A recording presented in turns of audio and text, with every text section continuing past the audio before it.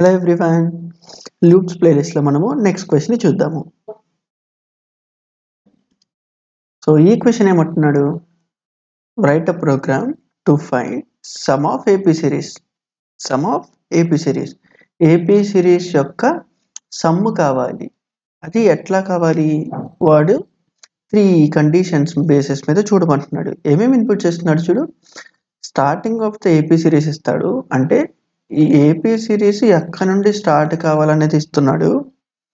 Number of items for the AP series, అంటే ఎన్ని items print చేయాలి, లైక్ సమ్ చేయాలో కూడా చెప్తున్నాడు.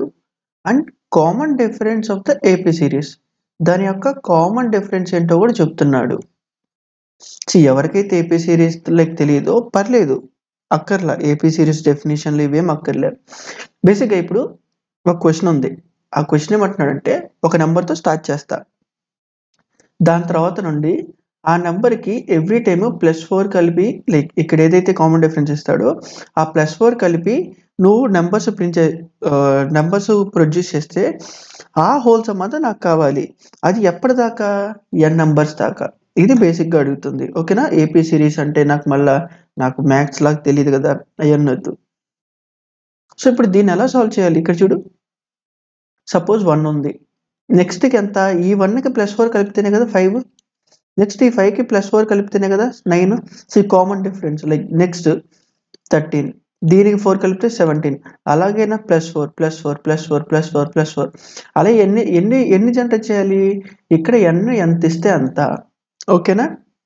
మరి ఇప్పుడు దీన్ని ఎలా అప్రోచ్ అవ్వాలి? అసలు దీని అప్రోచ్ ఏంటో చూద్దాం. ఫస్ట్ ఏమన్నా రిపీట్ అవుతుందా లేదా. ఎన్ని ఇస్తే, ఇప్పుడు n 100 అని ఇస్తే 100 దాకా ఇలా జనరేట్ చేసిన దాన్ని ప్లస్ చేసుకుంటే వెళ్ళాలా, లేదా 1000 అని ఇస్తే అలా జనరేట్ చేసుకున్న దాన్ని ప్లస్, లేదా 10,000 ఇస్తే, అంటే ఇక్కడ ఏంటి, మాన్యువల్ ఎబిలిటీ లేదు అని తెలుస్తుంది. మరి లూప్స్ పాసిబిలిటీ ఉందా లేదా అనేది చూద్దాము. ఫస్ట్ నీ ప్రైమరీ గోల్ ఏంటి ఇక్కడ? ఇఫ్ ఇన్ కేస్ ఆ వాల్యూస్ కానీ జనరేట్ చేయగలిగితే, ఆబ్వియస్గా నేను దాన్ని లూప్తో ట్యాగిల్ చేయొచ్చా? ఎందుకు? ఒక వాల్యూని నేను ఇట్లా 1ని 5ని 9ని దెన్ 13 17 ఆటోమేటిక్గా 21 ఇలా జనరేట్ చేసుకుంటే వెళ్ళే పాసిబిలిటీ, నా ప్యాటర్న్ని కానీ ఫైండ్ అవుట్ చేస్తే ఆటోమేటిక్గా మనం లూప్స్లో పెట్టచ్చా? ఇప్పుడు అలా జనరేట్ చేయొచ్చో లేదో చూద్దాం. ఒక్కసారి దీనికి మాన్యువల్ ఇంటర్వెన్షన్ ఎలా వెళ్తామో చూద్దాం. చూడు, ఇనీషియల్గా స్టార్ట్ని ప్రింట్ చేశాను. సో ఇలా బ్రాకెట్స్లో పెడితే అది ప్రింట్ స్టేట్మెంట్ అని. ఓకేనా? కన్ఫ్యూజ్ అవద్దు.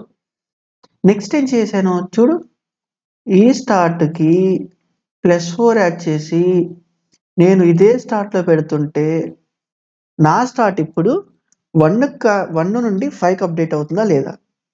అప్డేట్ అవుతుందా? నెక్స్ట్ నేను మళ్ళీ స్టార్ట్ని ప్రింట్ చేస్తే ఇక్కడ ఎంత వస్తుంది? 5ఏనా?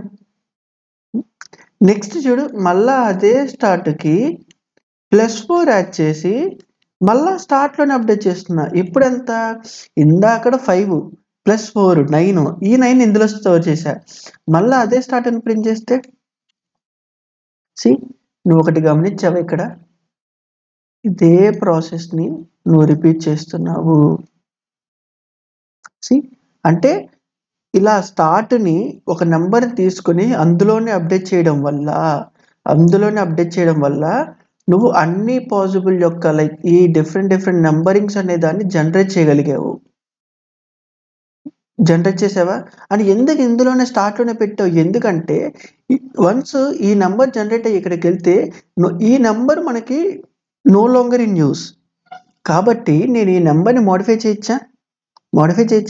మరి దీంతో ఏం చేసాము? జస్ట్ 1ని 5ని 9ని 13ని అండ్ సో ఆన్ ఇలా +4 డిఫరెన్స్ దాంతో నువ్వు నెంబర్ని మాత్రం జనరేట్ చేసావు. మరి ఎడిషన్ చేయాలి కదా. మరి దీనికి ఎలా?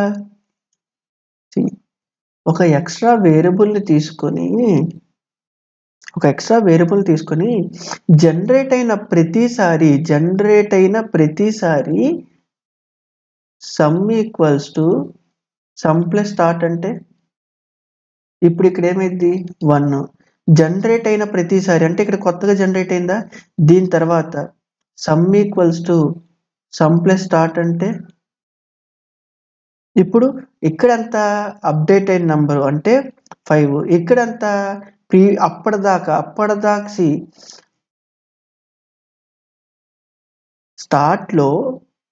స్టార్ట్లో మనము ఆ ఇన్స్టాన్స్ యొక్క నంబర్ని స్టోర్ చేస్తాము.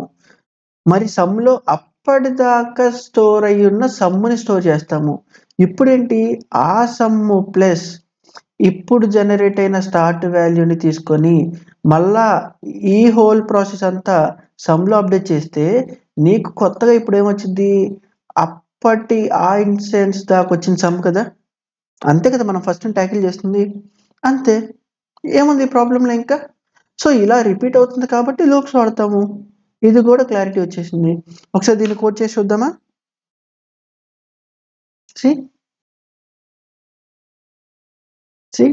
స్టార్ట్ ఇస్తాడు 1 అనుకున్నాము.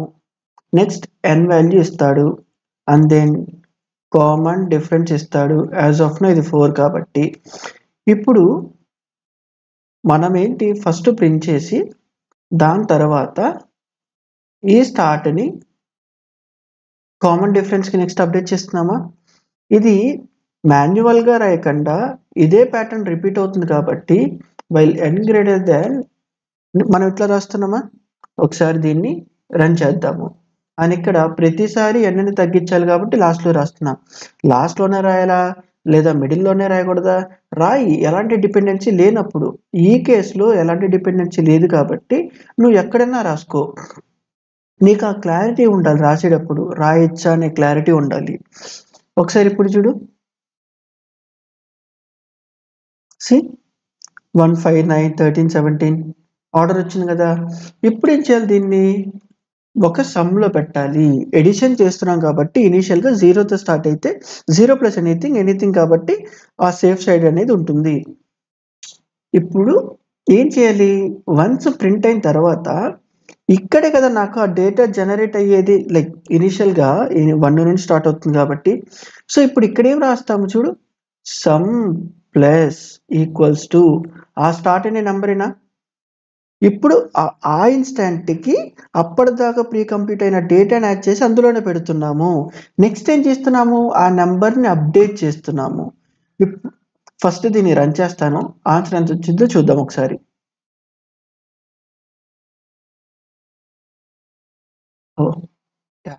దీన్ని డిస్ప్లే చేయలేదు. అండ్ సమ్ని ప్రింట్ చేద్దాము. అండ్ దెన్ నాకు ఇదంతా ఒక సింగిల్ లైన్లో రావాలి. సో ప్రింటర్లు అన్ని పెట్టేస్తున్నాను. అండ్ అండ్ ఇక్కడ ఇంకొక ప్రింటల్ స్టేట్మెంట్ వాడతాను. సో దట్ నెక్స్ట్ స్టేట్మెంట్లో ప్రింట్ అయ్యి నా సమ్ అనేది క్లియర్గా నెక్స్ట్ లైన్లో పడుతుంది. 157 33 39 190 అంట. 190 అయినా మనకి వచ్చింది. అంతే. ఇప్పుడు నీ స్టార్టింగ్ మార్చుకుంటా అంటే మార్చుకో, చెక్ చేస్తా అంటే చెక్ చేయి.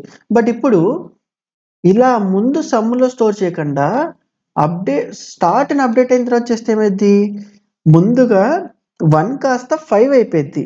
1 కాస్త 5 అయిపోయింది. దాని తర్వాత అప్డేట్ అయిన స్టార్ట్తో నువ్వు కంప్లీట్ చేస్తున్నావు, స్టేట్మెంట్స్ మార్చావు. ఒక స్టేట్మెంట్ మార్చడం వల్ల నీ టోటల్ రిజల్ట్ ఇంపాక్ట్ అయిపోయింది. ఇప్పుడు ఏమైంది, 1 నుండి కాదు 5 నుండి అవుతుంది. 37 ప్లస్ ఇంకో 4 41, అది కూడా యాడ్ అయ్యి నీకు ప్రింట్ అవుతుంది.